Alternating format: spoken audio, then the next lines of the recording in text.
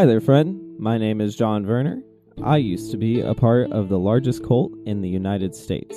After studying the Bible, Christian history, and ministry, I set my sights on confronting the problematic nature of white evangelicalism in the United States. In 2019, I published my first book as a first step in addressing the subtle issues of this complex system. This podcast will continue that work under the same title. Welcome to The Cult of Christianity.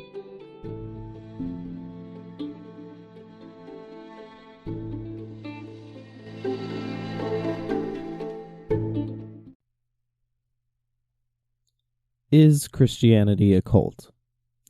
It would be very off-brand for me to say anything other than yes. My book has sold dozens of copies to a handful of friends and has been collecting dust on the shelves of America. Even so, I viewed the book as an introduction to an opinion. Many atheists have hurled the term cult as an insult to our Christian friends and family. And even millions of Christians have been willing to openly critique the many problems in these communities. I do not want to contain myself to bitter echo chambers and regurgitate tired old zingers towards those with faith. Instead, I like to look at myself as a problem solver and a truth seeker. The facts are that the white evangelical church in the United States is problematic, enough so that labeling it as a cult is worth doing. Not for the hundreds of dollars I have made saying it, but because all functional definitions make the faith and the slur synonymous. Speaking of definitions, there is precedent to establish those before diving too far into any topic. A typical dictionary definition of the word cult sounds something like this: a collection of people that believe they are required to submit lifelong unwavering devotion to a person, a type of person, an object, or a set of ideologies. And fair enough, this definition seems to describe the nuts and bolts of the structure of the cult. In classic dictionary fashion, it stays fairly neutral and uninflammatory. However, stripping words of their connotations can be barbaric sometimes. With this as a working definition, you could plug in rather wholesome ideologies and take the power away from the word. If I claim to be a part of a collection of people that submitted their life to the ideology of spreading love throughout the universe, I think few would say I am part of a cult. Maybe the bitter old dinosaurs would call me a hippie or a liberal, but dinosaurs are less scary when they are on their way to extinction. The general populace is not offended by people who strive to be loving, so we're left with two options here. We can find that the term cult is an acceptable term because all humans inevitably dedicate their lives to something. Further, we could say that nothing is in a vacuum and we stand in the middle of several Venn diagrams, each circle being an ideological community, and that we season our own beliefs with our own kinds of flavors. But to me, that sounds rather boring. We need words in our languages with negative connotations. Slurs can even serve a progressive purpose, minus the prejudice ones, of course. But I find it better to attach asterisks and footnotes to generalizations rather than aiming to review each individual instance of belief. And I'm sure I'll be misunderstood here. I want it to be known that I'm a Taurus, Enneagram 4. My highest strength quest score was in the individualization column. And one of my favorite quotes of all time is by George Carlin. He says, quote, "People are wonderful. I love individuals. I hate groups of people. I hate a group of people with a common purpose, because pretty soon they have little hats and armbands and fight songs and a list of people they are going to visit at 3 a.m. So I dislike and despise groups of people, but I love individuals. Every person you look at, you can see the universe in their eyes if you're really looking." It is because the individual is so important to me that I think some words need to be harsher than others. I do not want individuals to get lost in conglomerates of nonsense designed purposely or incidentally to benefit some at the cost of many.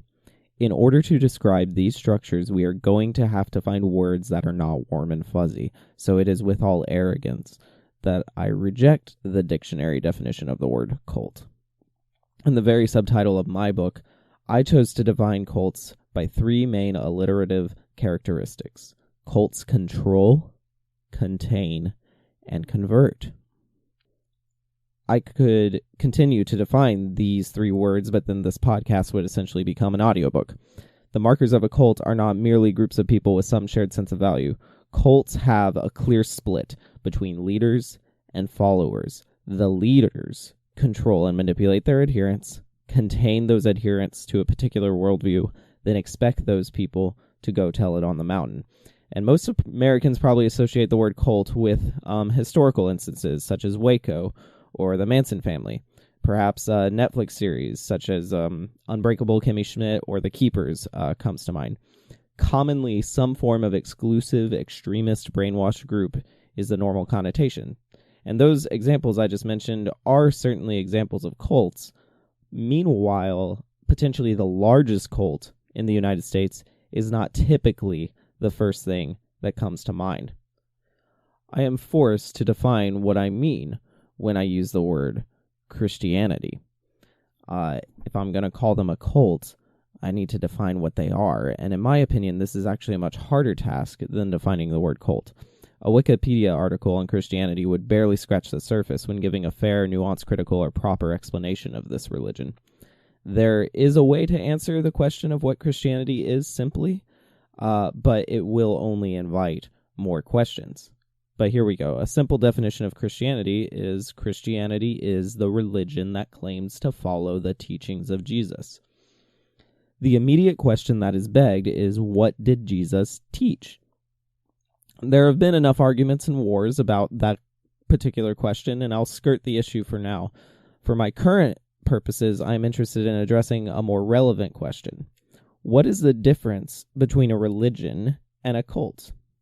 Joe Rogan had a famous joke of an answer, and it went something like, what's the difference between a religion and a cult? In a religion, the cult leader is dead. That answer is certainly more valid than dismissible. In fact, it is likely an apt and succinct summary of how popular atheists and anti-theists feel. Once upon a time, there was a cult leader. Religions are the things that happen when the leader dies and a large mass cannot let go. Thus, it becomes a multi-generational cult. Maybe people who view religions in this way are righter than I am. To me, this inference comes off as cold, reductive, or incomplete. Clearly, I have no issue with people thinking religions and their subsets mimic cult-like behavior, and that earns those religions a place on the receiving end of such a pejorative. But I like my nuances better. Maybe I'm a softie and have not quite shaken my antiquated neuropaths created when I was young. I am certainly not a pure rationalist, and I think spiritual significance is more than simple wishful thinking. But humans have been religious to some extent for an exceedingly long time. Even Neanderthals buried their dead with relics. Over 3,000 years before Christ, Judaism existed. And in the same area, Egyptians were building monuments and worshiping gods. Humans are drawn to worship and are often caught wondering about some sort of afterlife. Another popular but reductive argument is that these ancient people were so much dumber than us that we should disregard their spirituality. And I honestly cannot stand the arrogance of this sentiment. In some ways, these folks were less regressed than modern civilization. And sure, they did not have as much access to information and were significantly less scientific, and they were wrong about many things, and there are thousands of instances of evil behavior executed because of their irrational views. But in the same breath, I want to acknowledge that these are our ancestors, and it's problematically Eurocentric to assume that these ancestors were dumb. Most of human society has craved spiritual and supernatural truth. If someone wants to dismiss that kind of anecdotal evidence with some guise of psychological rhetoric or moral superiority, so be it. I'll still admire their progressive spirit, and I'll give them baseline respect. But further than that, I do not think it is academic or fair to think that religion is without some form of merit due to its age or merely based on instances of problematic behavior. In contrast, I am more than happy to share in my anti-theistic friends' practice of identifying, analyzing, and passing judgments on the particulars of different religions. Every religion I am familiar with has multiple extreme examples of problematic evil and horrific instances of poor behavior, and that's putting it nicely, especially when you read about each religion's historical atrocities which were committed in the name of their gods. And many have tried to splice the difference between individual spirituality and organized religion. And I respect the distinction inasmuch as I understand that faith is extremely personal and should be respected as such, and it is harmful to make unwarranted assumptions about someone because of the words they use to describe their various inklings of the supernatural. But where I find the hair split problematic between individual spirituality and organized religion is that human beings are autonomous enough to choose what groups they do and do not associate with. Additionally, organization is not inherently evil, no matter how bad Carlin and I wish that was so. If people want to build communities, literal or expressively, around their ideologies, they have that right. To tie all this word vomit together, I will say that the difference between a cult and a religion is ultimately up to everyone's personal discretion. So in that same vein, I will use my platform to explain where I have landed through my own personal discernment. And I believe that society benefits from some of the insights I have, and we can agree to disagree whether there is a difference between certain religions and cults. While I think personally that Christianity is beyond a mere cult as a religion, in practice, it has become a mere cult. And more clarity will come in the exploring of the teachings of Jesus. And like I said earlier, exactly what Jesus taught has been so widely disputed that it feels rather arrogant and risky to take on the task of such an exposition. But here we go. Firstly, I should address that Jesus Christ of Nazareth did exist. Most religious scholars do not deny that there was a literal historical Jesus. Additionally, the major plot points of his lifespan seem to be effectively certain. There are other scholars who deviate from the consensus and do have some interesting things to say. It's a rabbit hole, mind you, so I would advise keeping the stance that these theories of Christ's existence being a myth should be understood as fringe, but that does not mean that they are inherently insignificant or unintelligent. As much as I love the deviancy in denying his existence, I hold the position he lived and did much of what was reported about him. The primary source of both Jesus' words and actions are the synoptic gospels of the New Testament. Additionally, Jesus is spoken of as a real Jewish person in the Pauline epistles. And beyond Scripture, historical accounts by Josephus seem to confirm that Jesus was both a real and well-known person, especially by the constant referencing of Jesus' brother, James. It is controversial whether Jesus performed miracles. Most people will simply gravitate towards believing whichever disposition they have regarding the existence of miracles and to what extent people just believe certain things are possible. Jesus must have at the very least been some sort of magician, because the Bible clearly suggests that Jesus did some unbelievable things. It is claimed that Jesus turned water into wine, healed lepers, and raised people from the dead, including himself.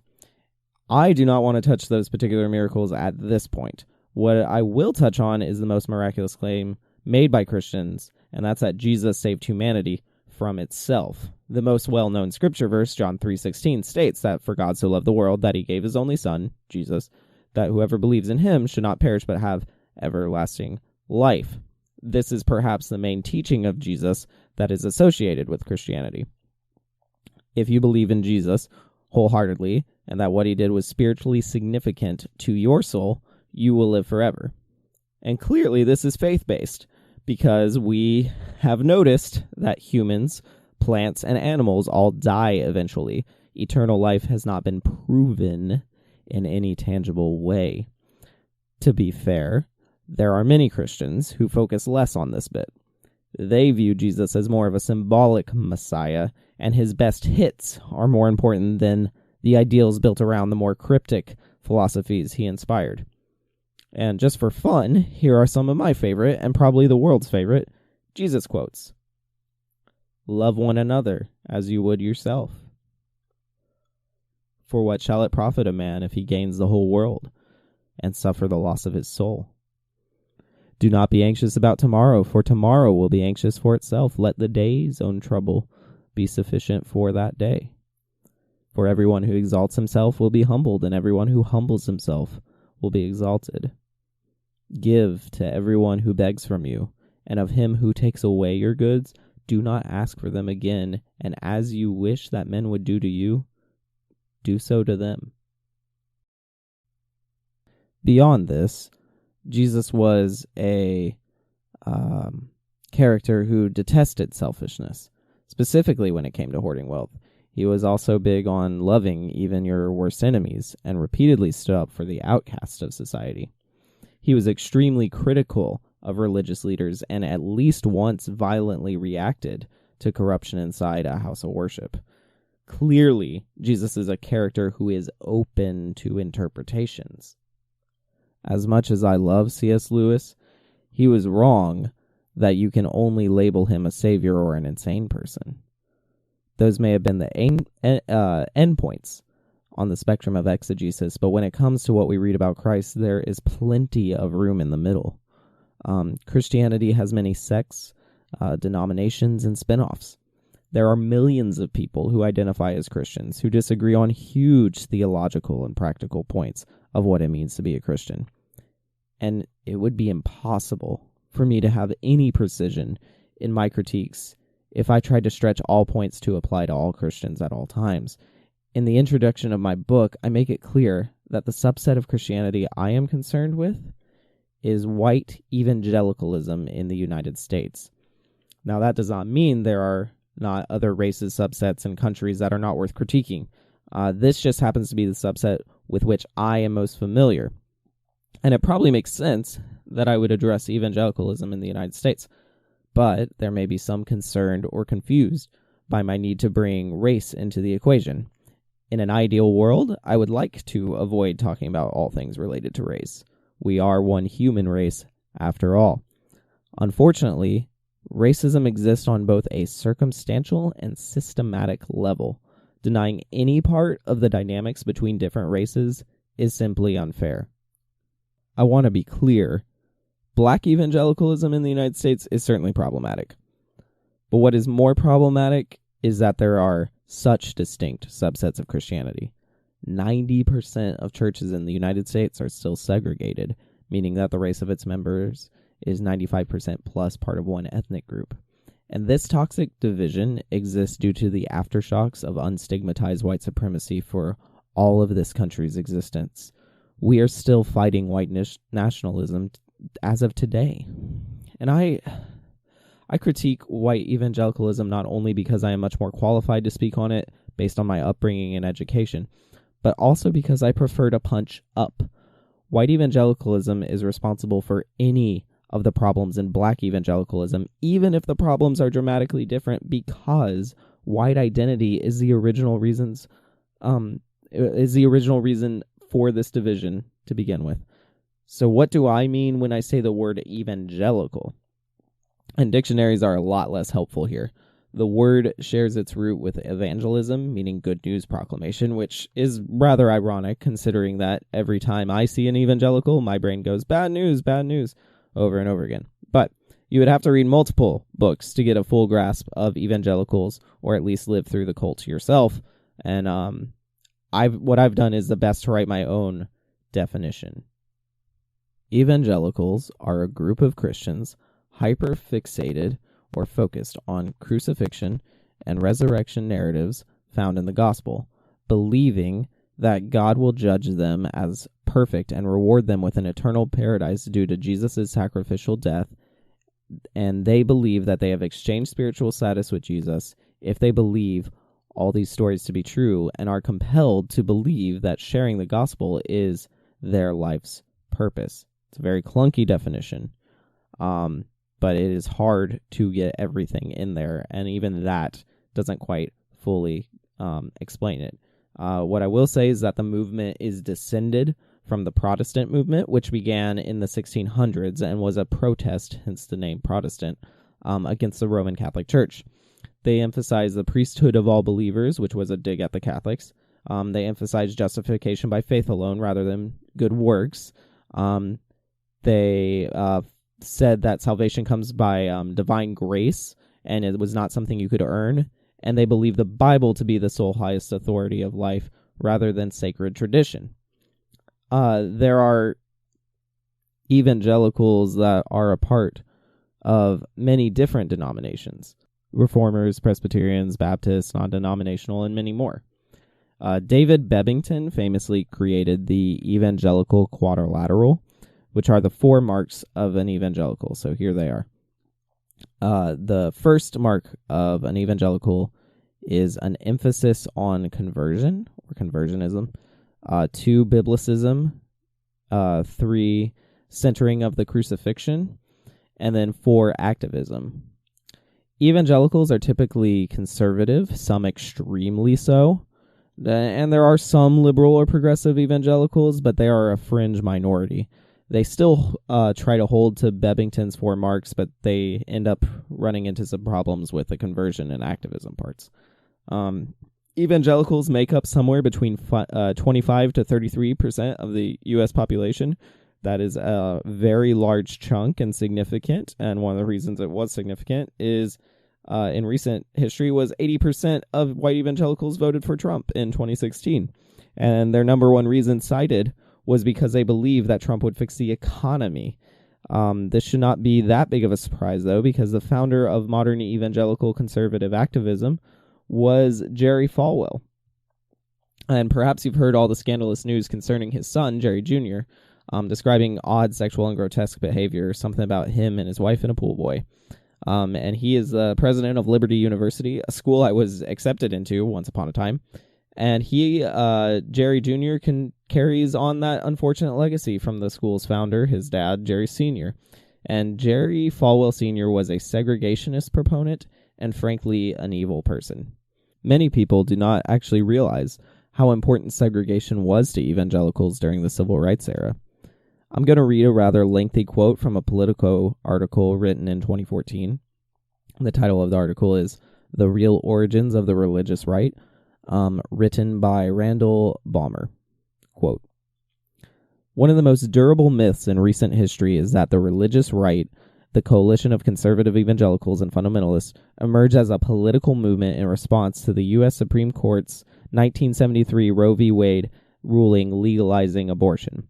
The tale goes something like this. Evangelicals, who had been politically quiet for decades, were so morally outraged by Roe that they resolved to organize in order to overturn it. The myth of origins is oft repeated by the movement's leaders. In his 2005 book, Jerry Falwell, the Firebrand Fundamentalist Preacher, recounts his distress upon reading the ruling in the January 23, 1973 edition of the Lynchburg News. Quote, from Jerry, I sat there staring at the Roe v. Wade story, Falwell writes, growing more and more fearful of the consequences of the Supreme Court's act and wondering why so few voices had been raised against it. End of Jerry's quote. Continuing on with the article's quote. Evangelicals, he decided, needed to organize. Some of these anti-Roe crusaders even went so far as to call themselves new abolitionists, invoking their antebellum predecessors who fought to eradicate slavery.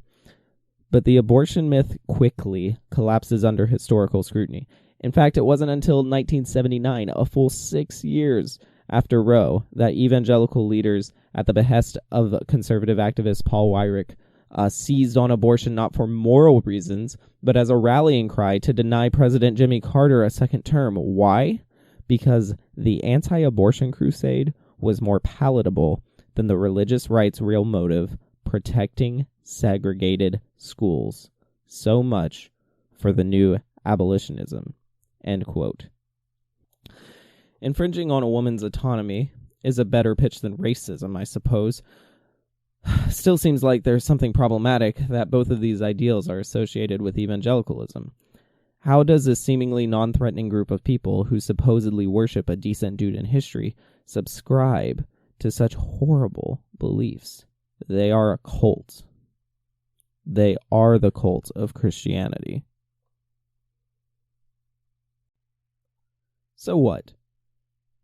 It is a world full of problems. Certainly socioeconomic trends, the political landscape, the environment, and worldwide poverty are more important problems to solve than this cult of Christianity. While my own bias tends to think the Christian cult actually infects all of these fields, beyond that, I not only have an academic interest in this field, I escaped the cult myself. I was born May 14th, 1994, just outside Atlanta, Georgia. I was the third child, but first son, and 36 days after I was born, I was baptized in front of a Presbyterian church. I have no memory of this, of course. I do have some fairly odd memories, though. I remember my first words, my first steps, the first time I wrote my name, but I do not remember my first church visit. This is because I was attending church while I was still in the womb. My parents were devoted Christians, and furthermore, devout Presbyterians. The PCA, Presbyterian Church in America, has its roots in a philosophical split over liberalism in the Presbyterian Church in the U.S., which was formerly known as the Presbyterian Church in the Confederate States of America.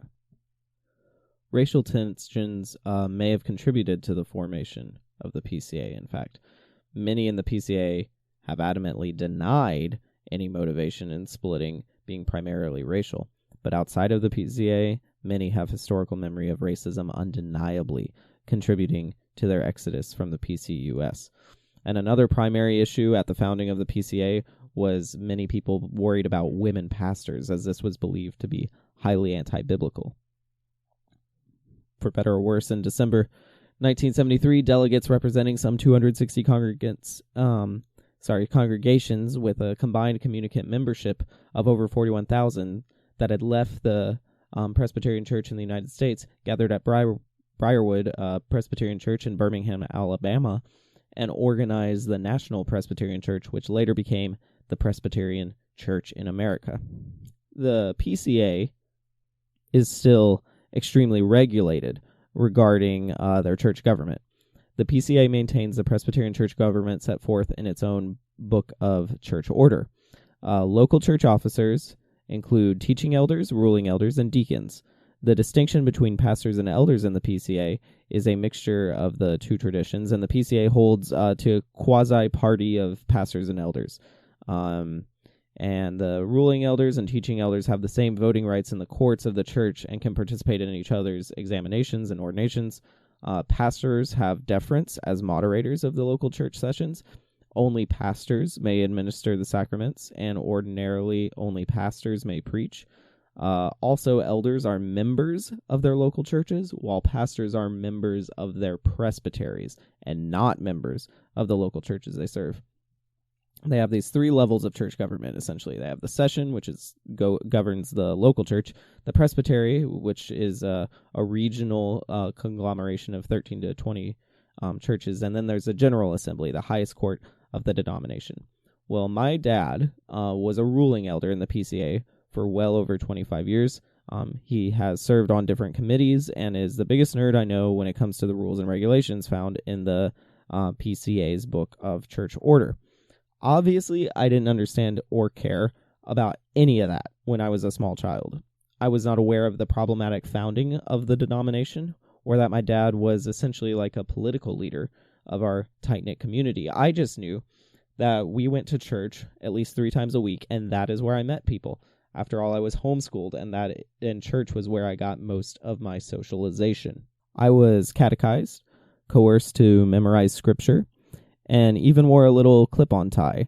The pastor for most of my early life had a tradition of saying closing remarks at the back of the church, so that when the service was done, he would shake the hand of every congregant as they were leaving the sanctuary. Well, as soon as I heard the final amen in church, I would sprint to the back of the sanctuary so I could shake hands with everyone right after the pastor did. I thought that church was pretty fun.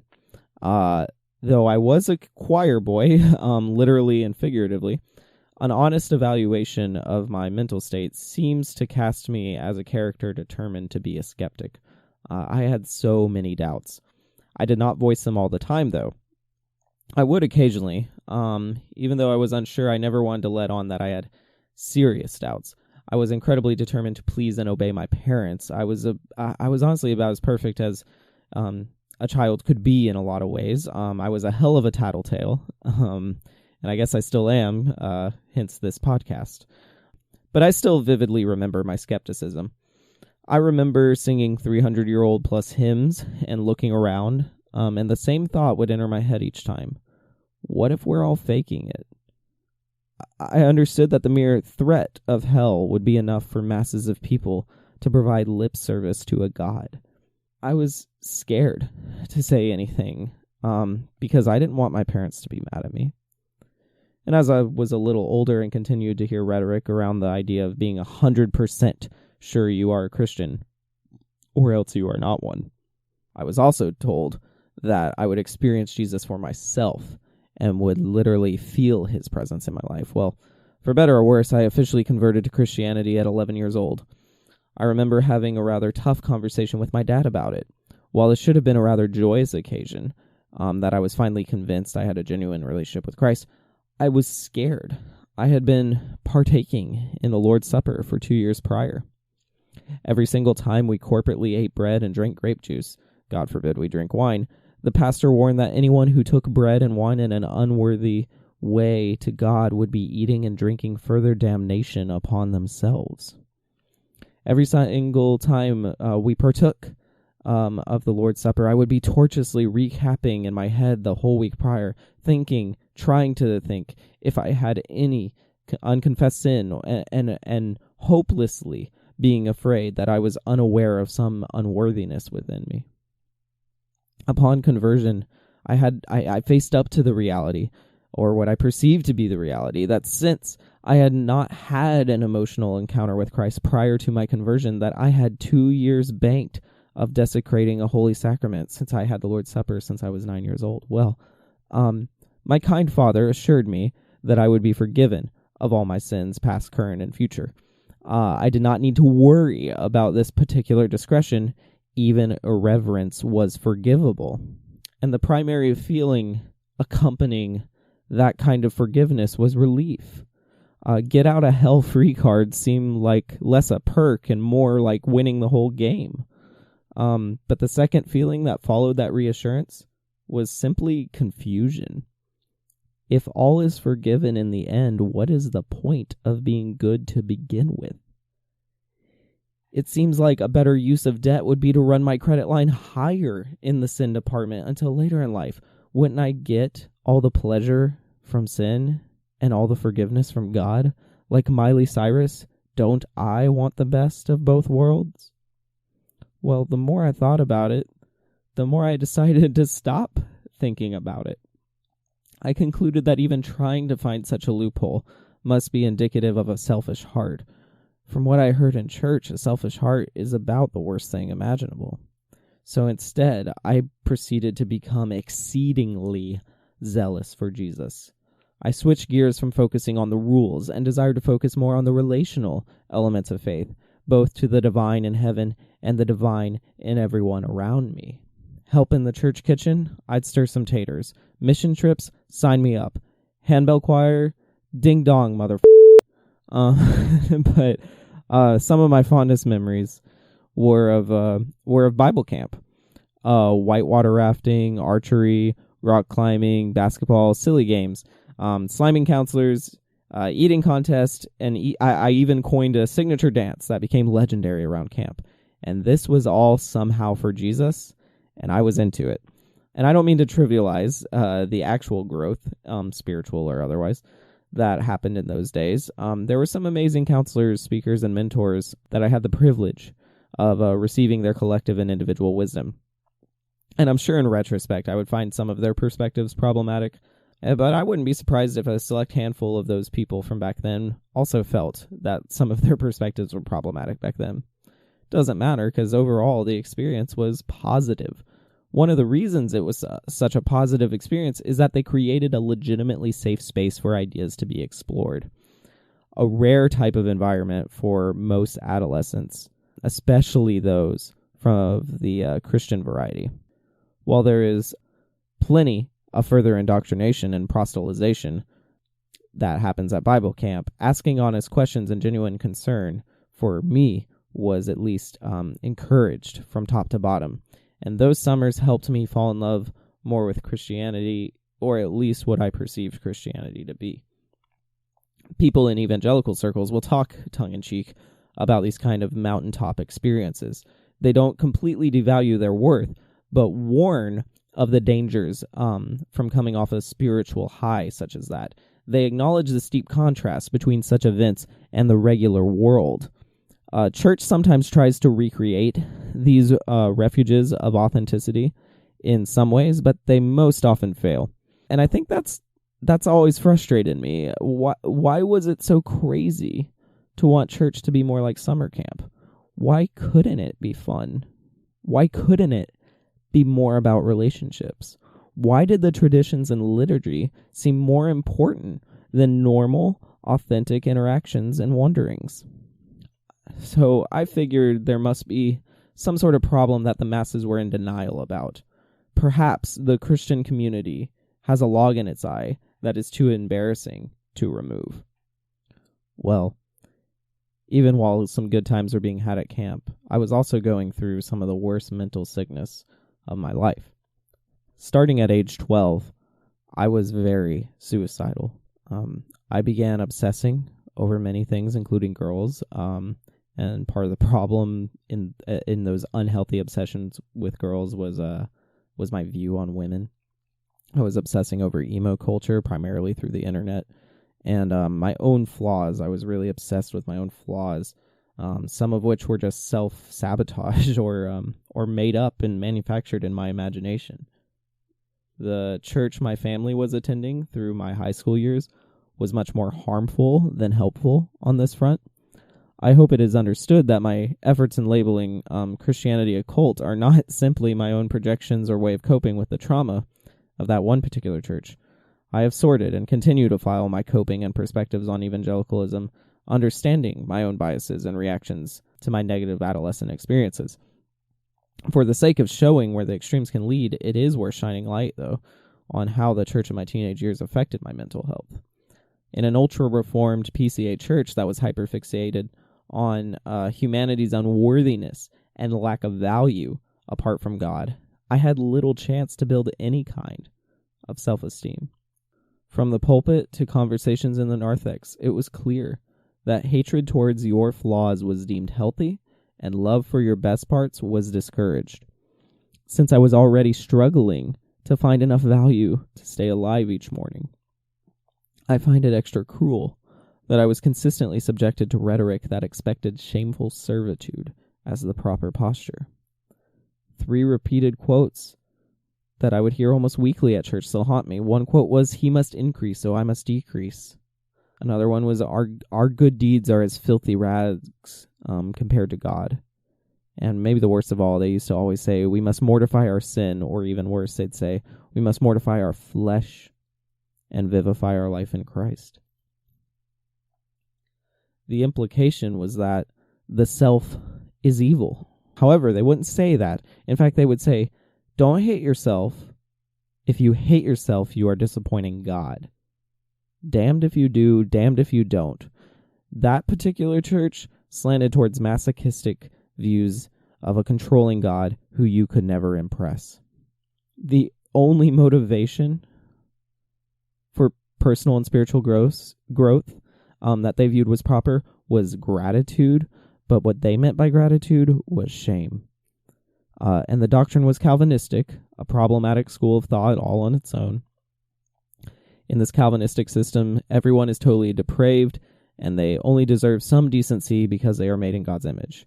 God picked out a few people before the foundations of the world to save from his wrath, and then he sent Jesus to earth to save those people, and no more and no less. And people are powerless to resist this rescue, and the only possible explanation for leaving the faith is you were never truly a chosen one to begin with. If God picked you, you would stay with him. This is the archetype, an example of unconditional love that I was taught. This was the model for how humans are supposed to treat one another. Every non-Christian only experiences imitations of this love and never the real thing. They would say that believers should set boundaries with non-believers, but not have boundaries with each other because we are all family. Well, if you reject any part of this message, you'll get sentenced to an eternity of demented psychological, emotional, and spiritual turmoil with absolutely no chance to change your faith. The worst part of these teachings was that no spiritual leader or fervent adherent would be quick to say that what I am saying now is an accurate portrayal of what I was taught. I would be gaslighted into saying that, oh, I'm misremembering, or that I somehow misunderstand. They, if they heard me now, would scoff and say that I'm being cynical, or I've fallen for satanic rhetoric, or worst of all, I've just really been hurt by the church. A codified way of saying my opinion is irrelevant. When push comes to shove, that was the dogma that I was taught. And there may have been some nice people among that church, but who cares? Some irreversible damage has already been done to me by being exposed to such ideologies, and I'm saddened to know that there are likely others harmed by that church and many others. And so high school was rough, as it is for everyone. And thankfully, at the time, I was able to branch out and find better social groups through sports and being in a punk band. It was outside of church that I discovered the authentic communities I longed for. And again, I don't want to be heard wrong. The church of my high school experience was a unique case of extra toxicity. I do not imagine all, or maybe even most churches, are exactly like the one I experienced. However, even in the extremes, you find out what is permissible under an entire system or ideology. That church didn't become a nightmare in a vacuum. I even knew that to be true at the time. As I continue to become more aware of my mental sickness back in those days and found ways to function, I was able to identify the problematic behaviors and did not immediately assume all Christianity to be a cult. But I also knew that if this church was behaving and believing this way, there were likely countless others. And I think those thoughts are what sparked a renewed interest in becoming a pastor. The underlying assumption I had as a child, long before my official conversion, began to nag at the depths of my subconscious. It is no coincidence that I was approaching the age threshold of finding my personal purpose. My honest preferred path at that age was more related to music. As that tragically awful band Nickelback once said, we all just want to be big rock stars. But it did not take long for it to be apparent that that dream was not likely. So I settled for a more reasonable fantasy of being a music teacher. When I first started touring colleges, that was my interest. And my knowledge of music was not nearly comparable, though, to my knowledge of the Bible and Christianity. I had more biblical education by the time I was 13 than many seminary students. I would have been much more... It would have just been much more pragmatic to attend Bible college just looking at it objectively. Even so, rational thought was not the primary backing behind my decision to apply only to Bible college, and further than that, only one Bible college. The primary mover in the equation, I thought, was the Holy Spirit. I was convinced that I was called to be a pastor. A calling in evangelical communities is some vague internal sense that feels external, that is coming from God, specifically in the case of being called to ministry. And I actually don't find this concept inherently laughable. There are unexplainable phenomena that contribute to our life choices. And attributing these urges to a God is pretty bold, but perhaps not as crazy as it sounds. Functionally, however, the call to ministry is rather complex in how it functions within the cult of Christianity. I address this topic of calling more directly in my book. In fact, here's an ad for my book right here. Oh yeah. Look, you could buy my book, you wanna buy my book, go buy my book, go to vernerbooks.com, yeah, go to vernerbooks.com, yeah, go buy my book and buy my book. If you go to vernerbooks.com, you can buy my book, you can buy my book, yeah.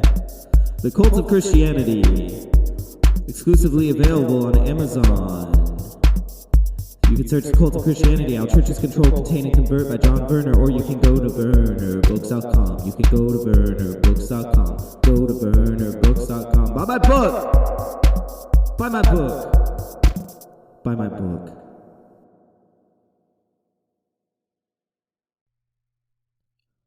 For better or worse, I decided to act on this supposed calling, and I researched different colleges that offered bachelor's degrees in pastoral ministry. There were not as many options as less specialized fields in the United States, but I did stumble on one particularly reputable at the time institution. So I applied to Moody Bible Institute in Chicago. I had a remarkably interesting connection to this college. The philosophy professor was actually the father of an ex-girlfriend of mine.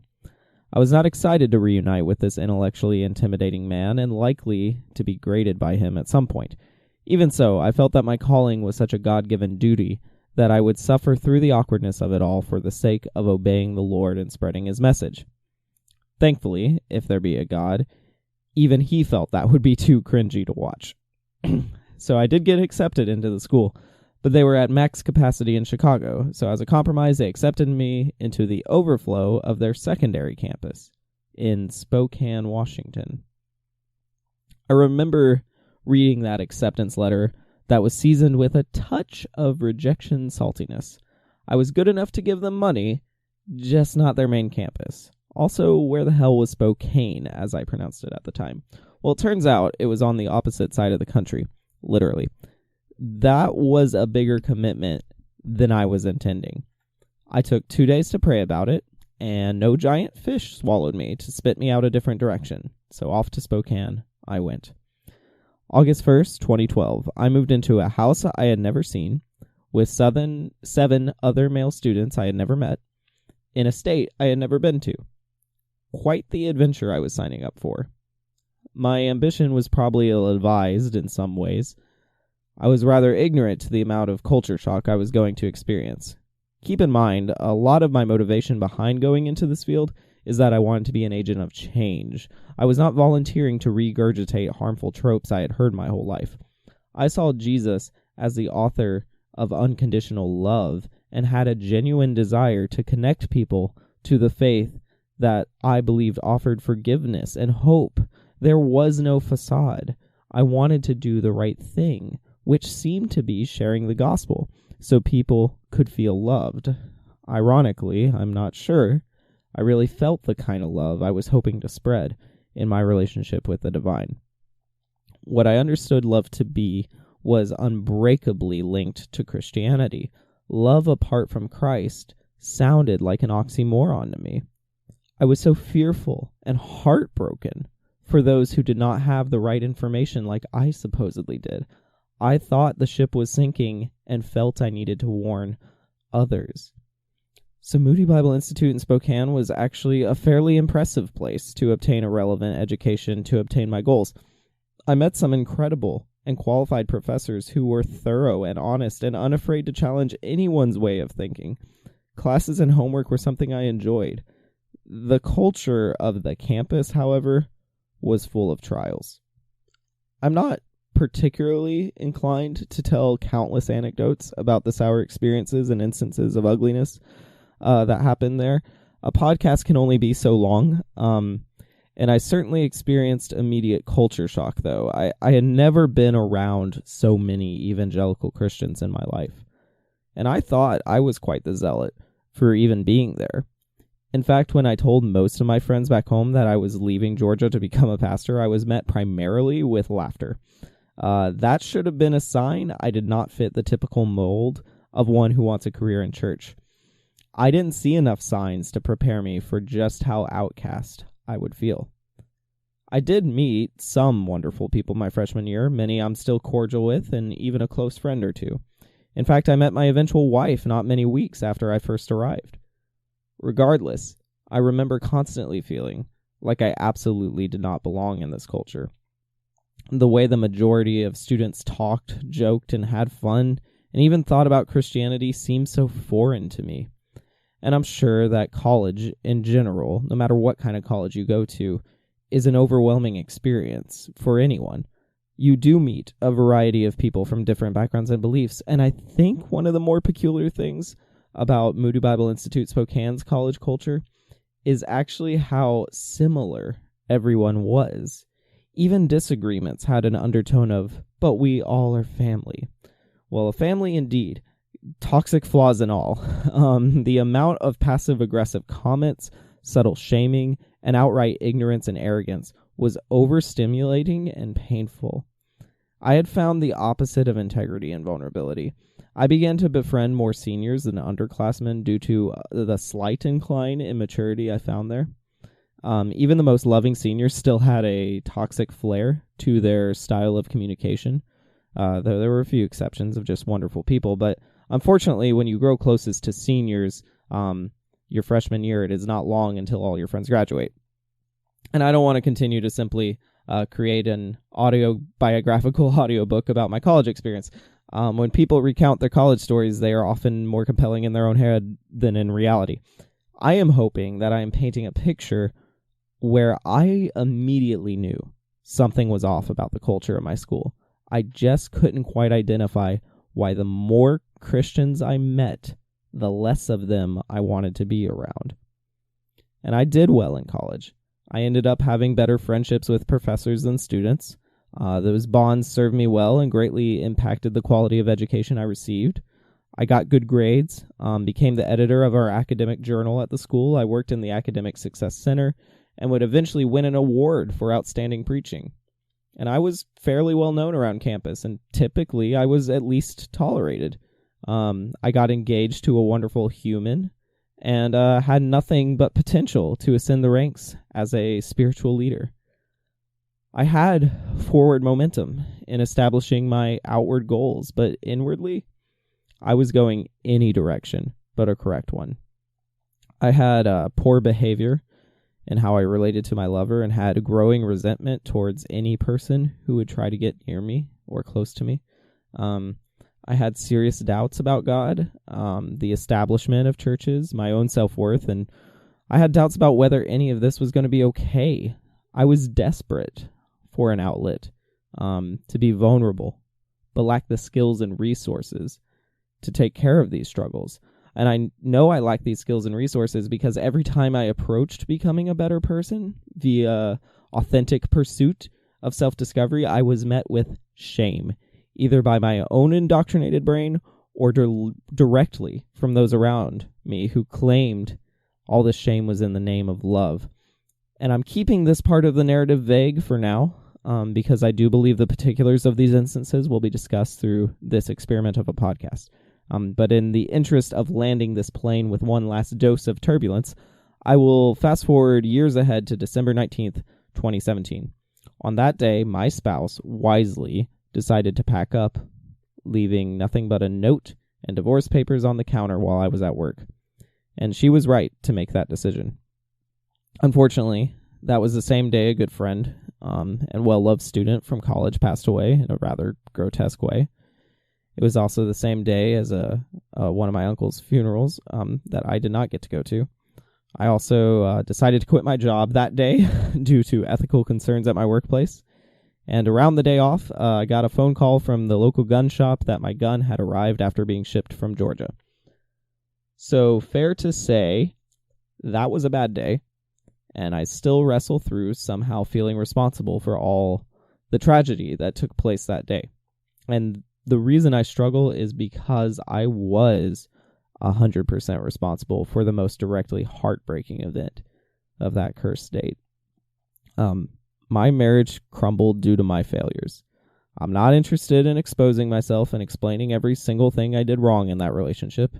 It is multifaceted, and I am taking care of the aftershocks and patterns I exhibited through therapy and reflection. It is a personal issue, and it is a tightrope deciding what parts of my life I am fine with being public and what parts I'd rather deal with privately. That doesn't mean I am not adamant that it be known the marriage ending was not my ex's fault in any way. I was the villain of that story, and I'm hopeful that no listener who might enjoy the things I have to say would subconsciously take my side when it comes to my past marriage. She did not leave me in as much as she escaped a toxic husband. And I don't mean to put on an artifice of false humility or deprecate myself to hold an archetype of a broken man or garner sympathy. I only want to be honest, and I'm only withholding some information that is best dealt with in safe spaces and not a widely available podcast. However, I find it relevant to set the scene of my final personal faith crisis. After my ex left, we did try to repair things through couples coaching. These sessions were invaluable to me, and I am grateful for that space where I could be my most authentic self. The damage I had caused in our marriage turned out to be irreversible, but having a healthy outlet likely set the trajectory of my life in a much less dire direction. Even so, I was confronted with how I related to my faith during this tumultuous time. I remember being asked about how God could let something as painful as the heartbreak around me to happen, and I responded with the script evangelicals had given me as a response to this question for over a decade. After I was asked, I pontificated about the Adam and Eve narrative and how God is actually gracious to offer humanity any hope due to our collective sinful nature. But as I was pontificating, I stopped mid-sentence, as a rather haunting epiphany was realized. I definitively grasped that I was not listening to the question posed about the problem of evil, but mindlessly repeating what I was told to say. It hit me all at once. I was part of a cult. That moment of clarity was not enough to make separating from evangelicalism any easier. I was in and out of a few different churches for a few weeks. I was still unwilling to deny that I was a Christian, and to this day I still stumble through that phrase. I was praying more, but less convinced that answers were coming from an evangelical God. My emotions began to be rather overwhelming, and I quickly descended into patterns of alcoholism and apathy. I drank what little money I had left, and once my lease was up, I began to couch surf and was functionally homeless, and only moved into an apartment when a dear friend literally put a lease in my hand. I wasn't mentally able to work for quite a while, and when I finally had to face capitalism, I was numb and lacked the presence of mind through it all. The suicidal ideation was as clear as it had ever been. Through the support of some beautiful friends, emotionally, financially, and perhaps even spiritually, my spiral did not end with a jump off a bridge, and I can never say thank you enough to those who helped me off the edge more than once. Still, I needed to explore who I was now that all the Band-Aids had been ripped off my diseased soul, and I knew Spokane, Washington offered me nothing positive anymore. I was homesick for my hometown of Atlanta and knew a journey back was inevitable. I had little means to get back on my feet, much less follow them home. Thankfully, my dad happened upon an old mail van while he was surfing online auctions that was so affordable he gifted it to me. Little did he know he was not only procuring me a car, but a house as well. The hashtag van life trend looks rather glamorous online. Thousands of Instagram accounts and YouTube channels present the nomad life as a romantic adventure full of beautiful landscapes and creative minimalist solutions to our strange era of complicated needs. And I knew that my move into a van was not going to be so extravagant. I was still hoping, though, to renew a sense of adventure and provide myself an opportunity to travel the U.S. in search of meaning and self-worth. I gave away or threw away all my possessions that would not fit into this Dodge Caravan Cargo Edition and began a new life. My first stop was Seattle to see my oldest friend, who had actually attended both the churches of my youth, and that stop was the perfect place to begin. From there, I went to Oregon to visit my aunt and uncle, both of whom are retired Methodist pastors. That stop offered me a healthier perspective on what positives Christianity can offer. From there, I traveled down the coast.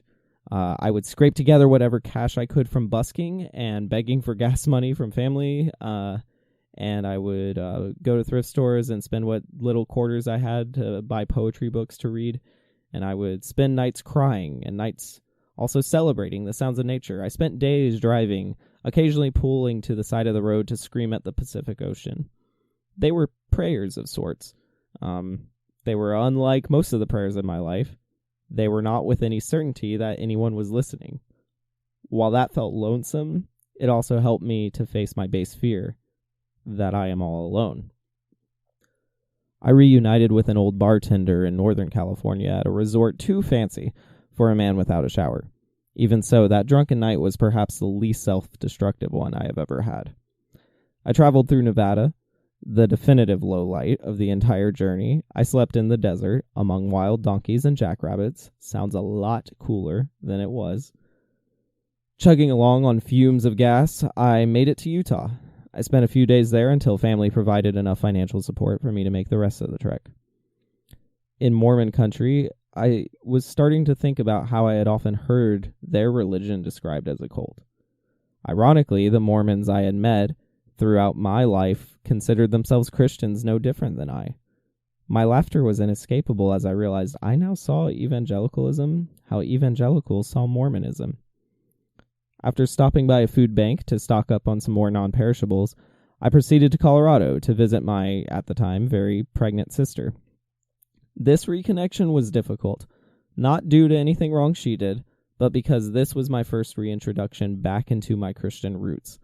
This confrontation was difficult for everyone involved, I'm sure, as I felt hyper aware of every problematic connotation that was effortlessly uttered in casual conversation. I began getting frustrated that my perspectives, or my overall perspective even, was going to be so different than it was when I was growing up, and coming out of the evangelical closet was not going to be received by everyone from my past with wide open arms. Yet I could not scratch the itch to proclaim my newfound perspectives and worldviews. I had been kicking around the idea that I would write a book for a long time.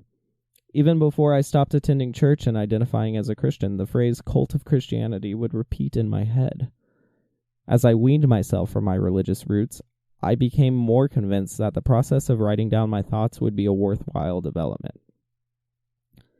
From Colorado, I went to Kansas City to visit folks who could only be described as the most amazing cousins to ever live. They showered me with love and spoiled me with good food, good conversations, and they even paid a professional to give me a much-needed full-body massage.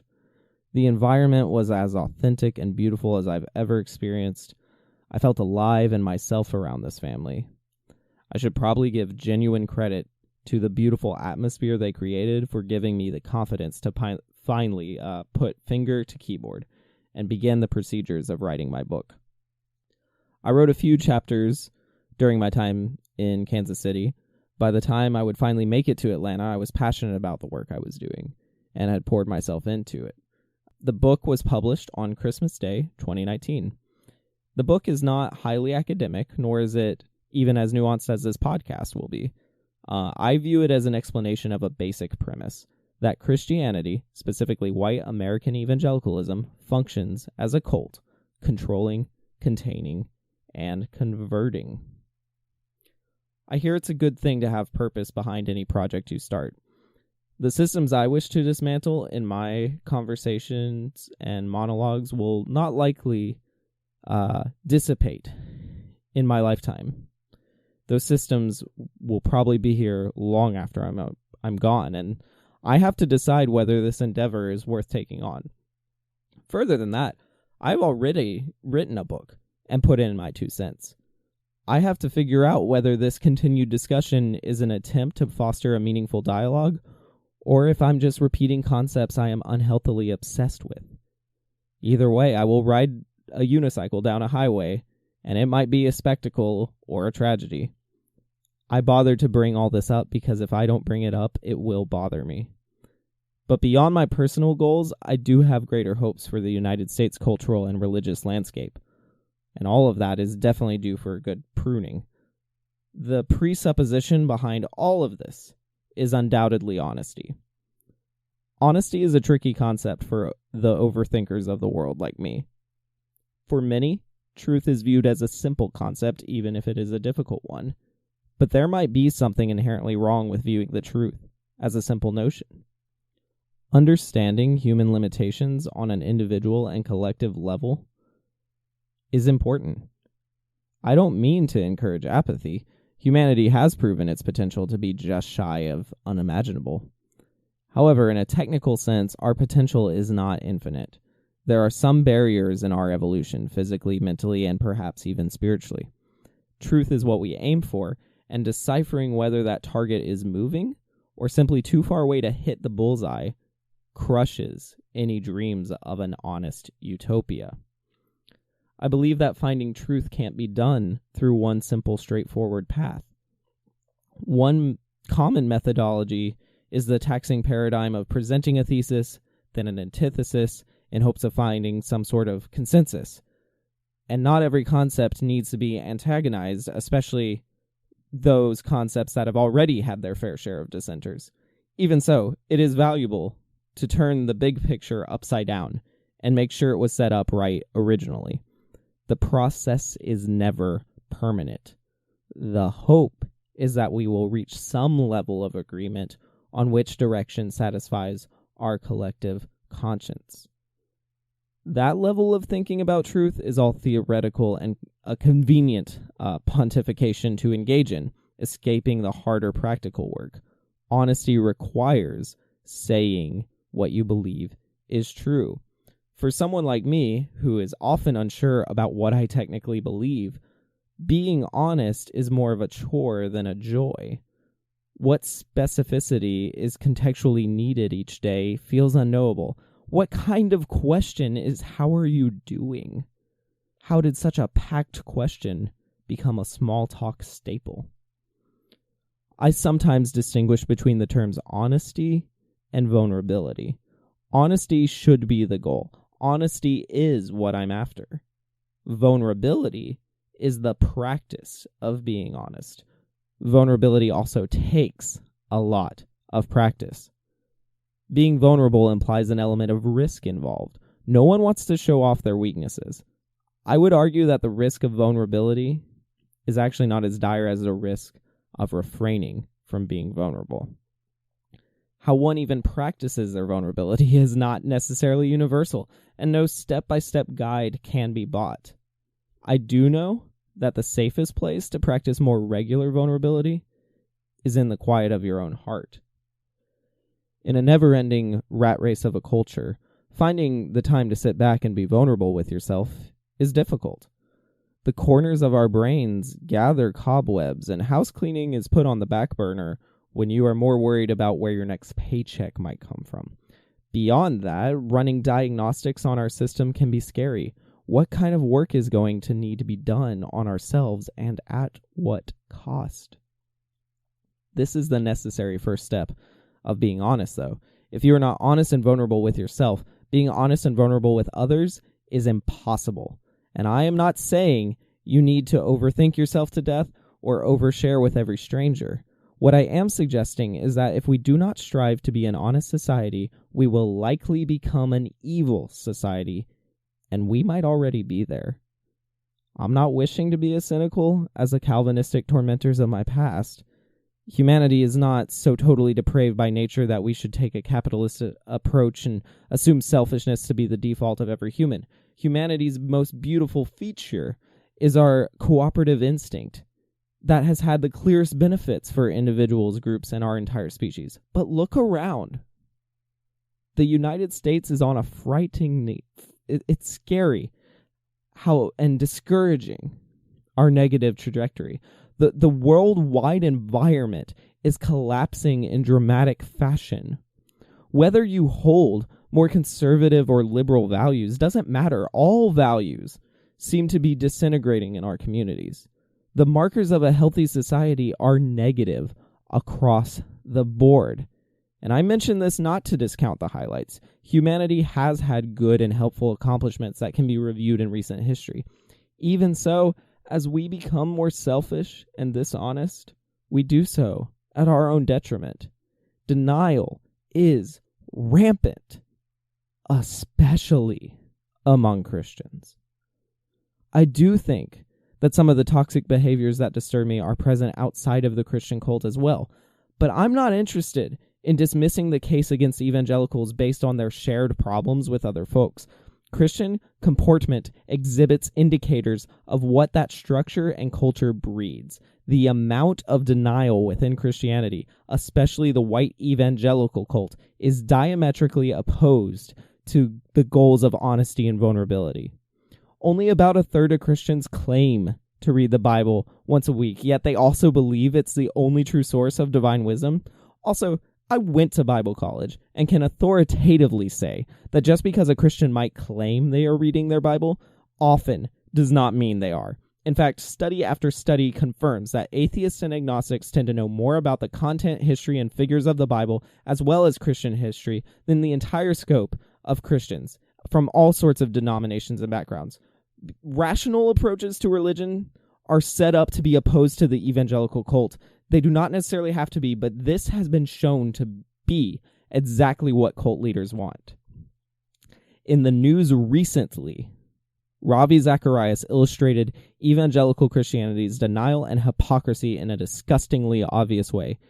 Here is a summary from Christianity Today magazine. Quote, "A 4-month investigation found the late Ravi Zacharias leveraged his reputation as a world-famous Christian apologist to abuse massage therapists in the United States and abroad over more than a decade, while the ministry led by his family members and loyal allies failed to hold him accountable.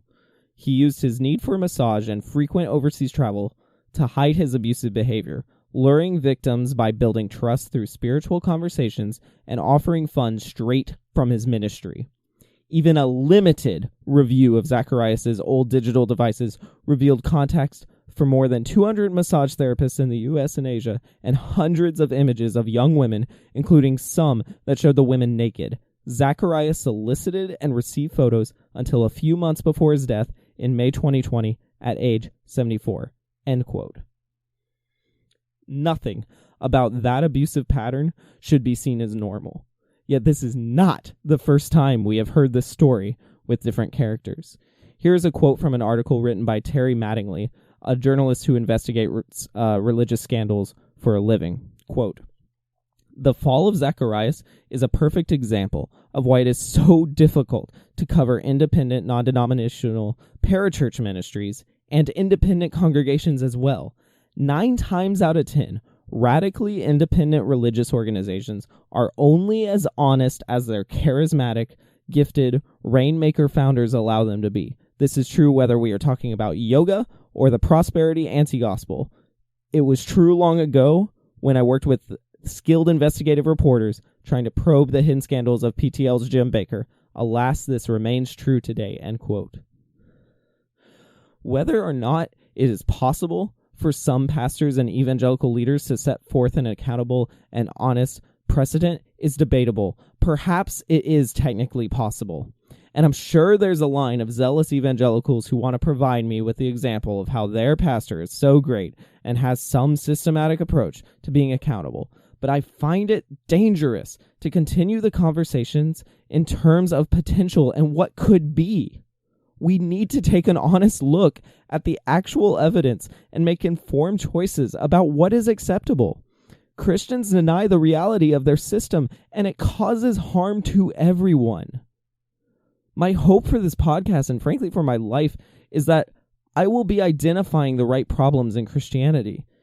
After the news of Zacharias' abuse became widespread, the social media reaction by most contained some level of disgust and distrust. However, evangelicals almost automatically began to find this particular instance as problematic, but they didn't find the form and structure of Christianity to be the primary mover in this. They are detectives in denial. They often share the same clues that I do, but refuse to acknowledge the simplest solve. The cult of Christianity's problems are not failures to be Christian enough. There are some, particularly younger evangelicals, who are fighting the good fight to demand more accountability from their leaders.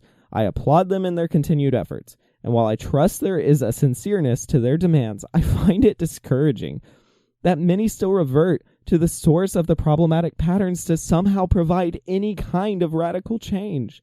Accountability is a fun buzzword, but if you are unwilling to concede that your religious subset contains ultimate truth, no one's allowed to challenge your tribe's consensus. I'm not starting this podcast to merely exercise my own vulnerability and postulate honest opinions. I also am desperately demanding that others do the same. My honest opinion is that white evangelicalism in the United States must be deconstructed. And the technical definition of deconstruction is a method of critical analysis of philosophical and literary language, which emphasizes the internal workings of language and conceptual systems, the relational quality of meaning, and the assumptions implicit in forms of expression. To put all that simply, Deconstruction is finding the real meaning. We need to critically analyze the philosophical language of Christianity. It attempts to answer what it means to be human, how we should then live, and what happens after we die. These claims could be harmless wonderings, but seem more often to be compulsory prerequisites to achieve the eternal joy they assert is available in exchange for lifelong submission. We need to critically analyze the literary language of the Bible. This does require a historical grammatical understanding of the original text, author, and audience. The Bible is not some mystic Jumanji game of script in which spiritual enlightenment comes from the pages, digital or physical. We need to critically analyze Christianese, how Christians talk. Digging past the obscure surface-level terms evangelical use is important in finding the real meaning and intent of their system. Demanding this kind of accountability is in the spirit of care. We are all susceptible to different poor behaviors without some form of liability. Evangelicals need to be held responsible for not only their past misconduct, but the cultures, subsets, and ideologies that are leading to a great amount of harm. An accountability team primarily comprised of pastors who think just like each other, or even worse, have way too much power and authority, is probably not safe or wise. Accountability does not look like cancel culture, but it does look like consequence culture. We don't always need to bring out guillotines or banish folks, even when the crimes are highly offensive. And I don't wish to participate in a society that primarily motivates good behaviors through threats of punishment. In the same breath, Christianity has been primarily motivating the behavior they prefer from their adherents through threats, spiritual and otherwise. Allowing a group to have such control over folks is irresponsible and negligent.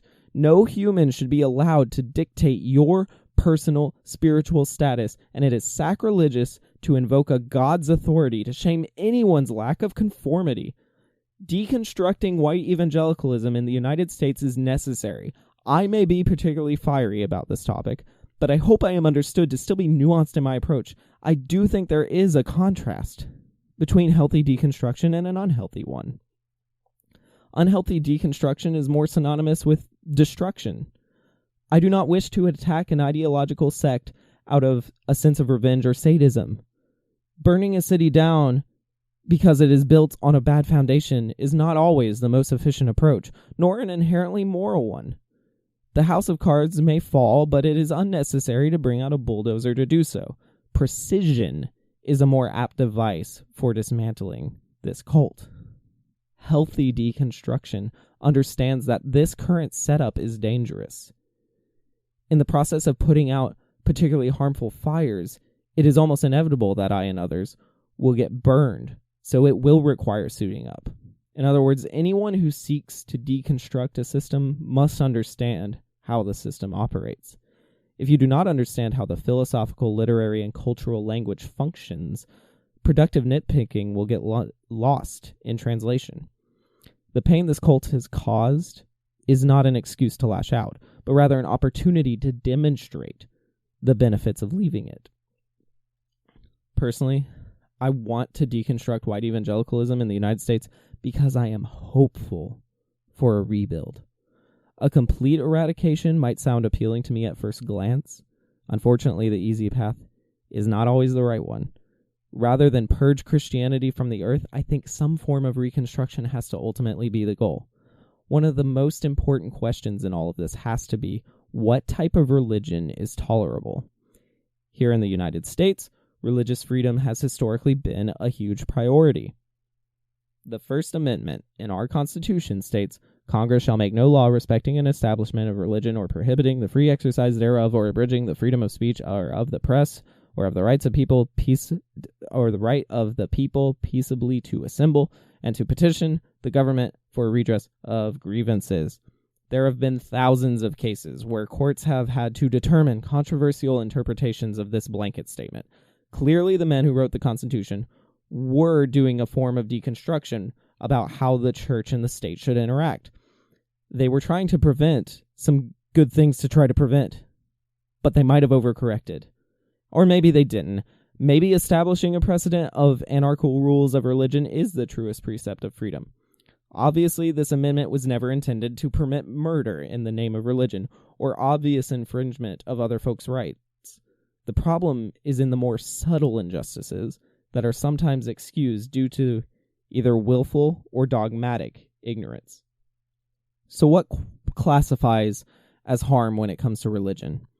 Even some of the most extreme cults have claimed that people are free to go anytime they like. If these beliefs are indeed voluntary, it seems the moral thing would be to allow people to believe whatever they want. And I'm not interested in playing tug of war from one ideology to another. I want to be tolerant, and that does require renouncing any desire to control other words. In other words, I do not want to fight fire with fire. I do not want people to subscribe to whatever the hell I say. Otherwise, I would be a cult leader. My concern is that religious leaders cause harm through their pressure and influence in politics, their drain on the collective mental health of society, and their spineless attempts to excuse poor behavior through theoretical rhetoric. Figuring out to what extent religious freedom is tolerable in a society is tricky. In fact, many arguments could be made that religious freedom is beneficial in different ways. I think we've been putting off this debate for far too long. Nor has any of the few instances of inconsequential fringe debate had been a proper dissecting of the issue, only impassioned and over-emotional tribalistic groupthink. I do believe that deconstructing white American evangelicalism is a perfect starting point in reconstructing a healthier view of what a beneficial religious culture could look like.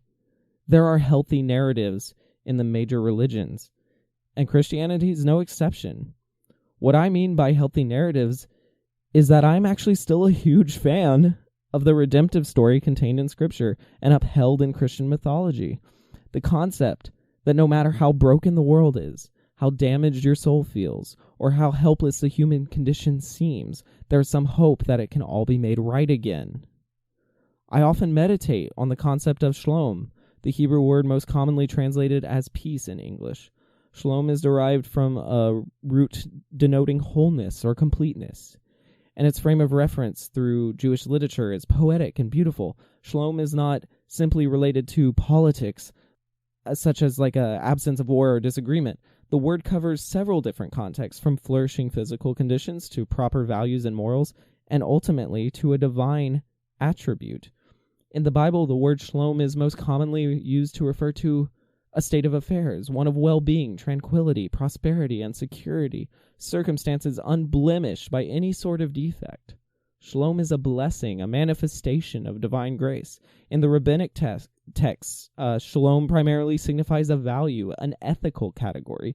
It denotes the overcoming of social tension, the prevention of enmity. The pursuit of peace is the obligation of the individual and the goal of social and religious structures. The majority of passages in the Bible on the subject of peace are concerned with communal life. Shalom was the ultimate objective of the whole Torah, the law, the first 5 books of the Bible. Shalom is used as the name of the Holy One, the name of Israel, the name of the Messiah.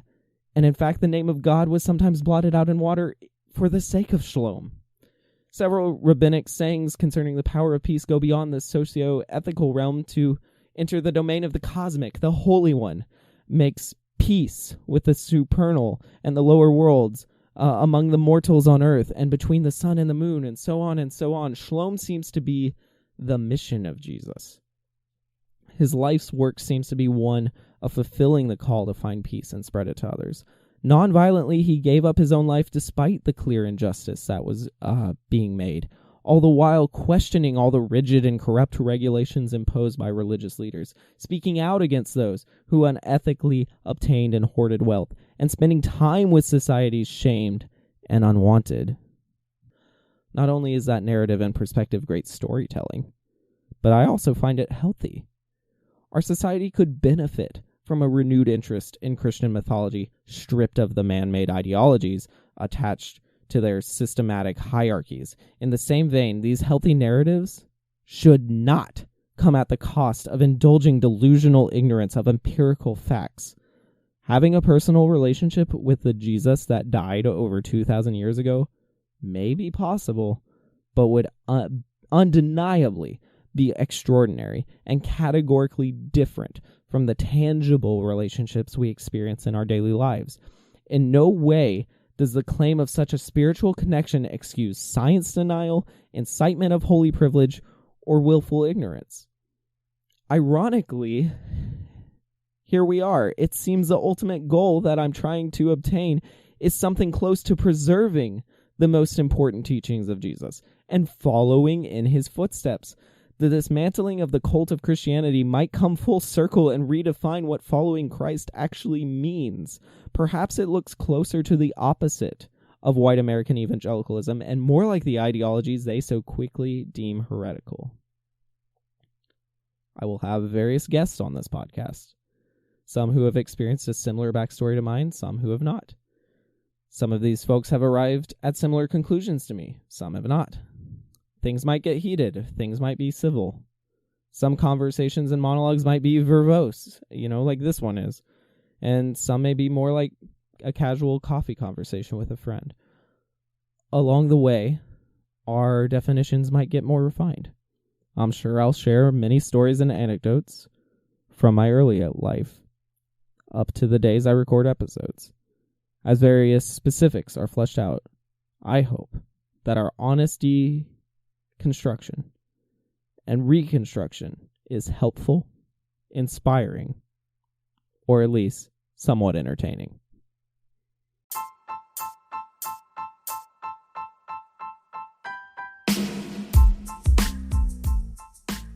If you wish to learn more about what's going on in my life or wish to purchase my book, go to wernerbooks.com. If you'd like to support this podcast, please continue to listen, follow, share, and consider supporting through the link in the show's notes. For as little as 99 cents a month, you can help me book guests, upgrade my production value, and start exciting projects. Thank you for listening, and remember to keep love in your life, hope in your heart, and searching in your soul.